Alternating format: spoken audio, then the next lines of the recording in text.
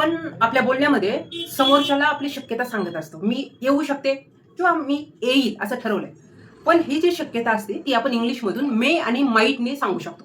जसं की I may come your home.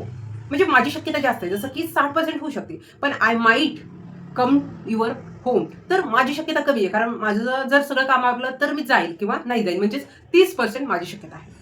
जसं की मे ज्यावेळेस सेंटेन्समध्ये येतं, तर त्याच्यात ते काम होण्याची शक्यता जास्त असते.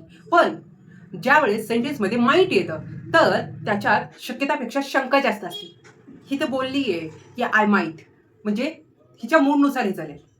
म्हणजे सगळ्यात महत्त्वाचं आपण जेव्हा सेंटेन्स बोलतो, तर ह्या सेंटेन्समध्ये मे आणि माईट येतं. तिथे येतं, की बोलण्यात कदाचित, कदाचित असतं आणि त्याच्यानंतर सेंटेन्स तयार होतो. जसं की लर्न इंग्लिश म्हणजे मी इंग्लिश छानपैकी शिकणार आहे. पण जर मी असं म्हटलं, आय माईट लर्न इंग्लिश तर शक्यता एवढी नाहीये. शिकणार आहे, पण एवढं नाही. त्याच्यामुळे आपण जर इथून पुढे इंग्लिशमध्ये मे किंवा माईट ऐकत असू किंवा आपण बोलायला सुरुवात करत असू, तर पूर्णपणे आपण लक्षात ठेवायचं आहे, की मे जर आला तर शक्यता 60% आहे आणि जर माईट आलं तर शक्यता 30% आहे. आपण जेव्हा सेंटेन्स बोलू, तर नक्कीच आपल्याला आपला कॉन्फिडन्स कळेल आणि आपण शब्द एकदम छान बोलू शकतो.